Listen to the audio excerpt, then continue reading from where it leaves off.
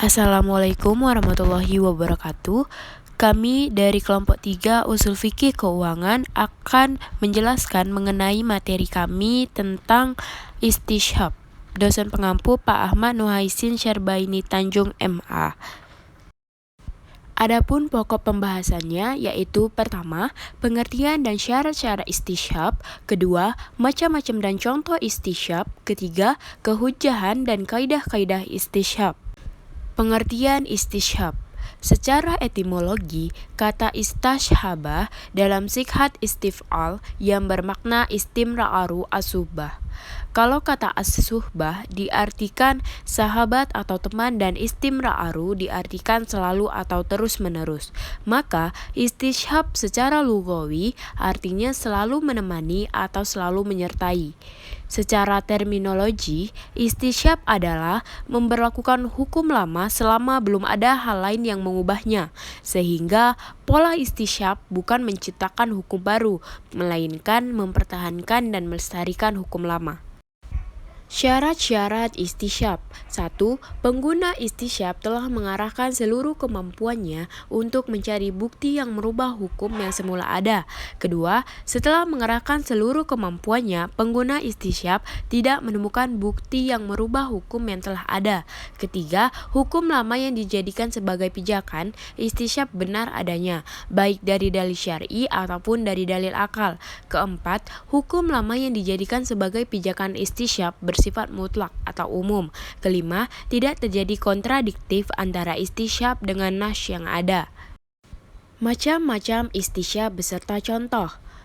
Pertama, istishab al-ibadah al-asliyah, yaitu istishab yang didasarkan atas hukum ashal dari sesuatu, yaitu mengubah atau boleh.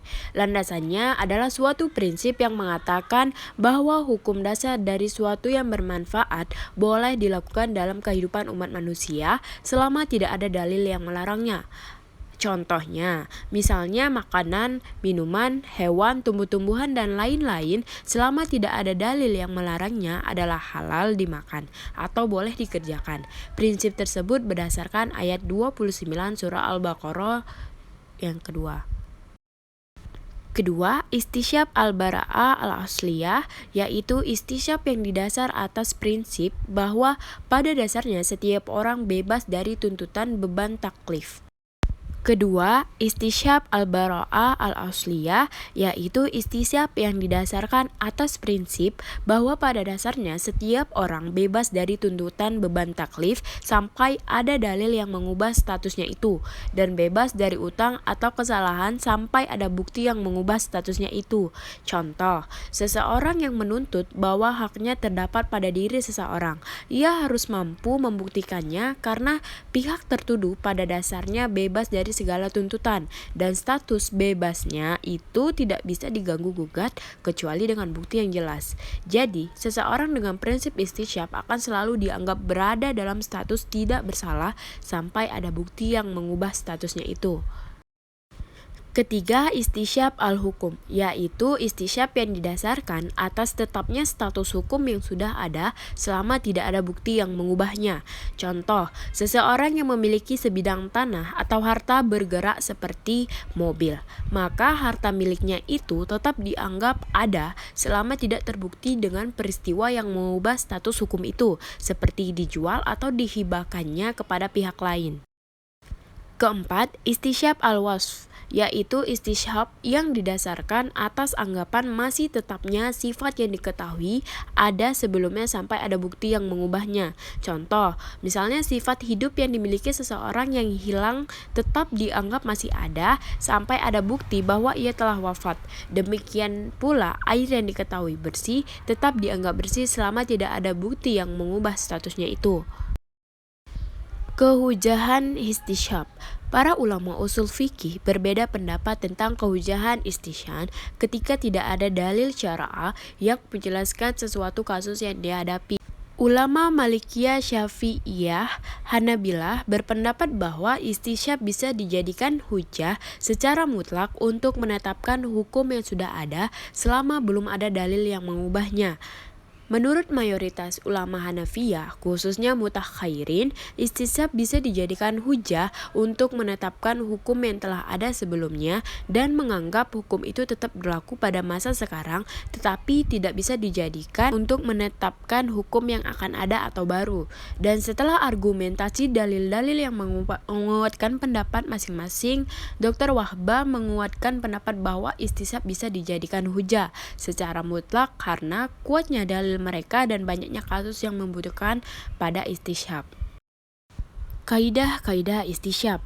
Yang pertama, maksudnya pada dasarnya seluruh hukum yang sudah ada dianggap berlaku terus sampai ditemukan dalil yang menunjukkan hukum itu tidak berlaku lagi. Contohnya, tidak dibagikannya warisan mafqud kepada ahli warisnya sampai ada bukti kematiannya.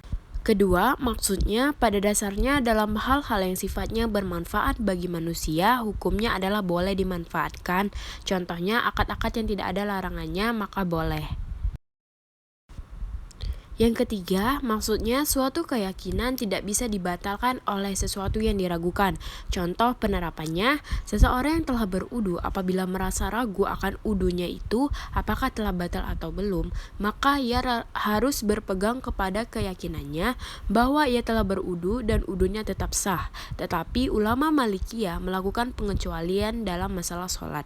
Menurutnya, apabila keraguan tersebut berkaitan dengan sholat, kaidah ini tidak berlaku. Oleh sebab itu, apabila seseorang ragu dalam masalah wudu, maka ia wajib berwudu kembali. Keempat, maksudnya pada dasarnya seseorang tidak dibebani tanggung jawab sebelum adanya dalil yang menetapkan tanggung jawab seseorang. Oleh sebab itu, seseorang tergugat dalam kasus apapun tidak bisa dinyatakan bersalah sebelum adanya pembuktian yang kuat dan meyakinkan bahwa ia bersalah. Manusia tidak ditaklif sebelum diutusnya para rasul atau tidak diwajibkannya sholat fardu yang keenam dan puasa bulan Syawal sebelum syariat mewajibkannya. Sekian materi yang dapat kami sampaikan. Apabila ada salah kata, saya mohon maaf. Wassalamualaikum warahmatullahi wabarakatuh.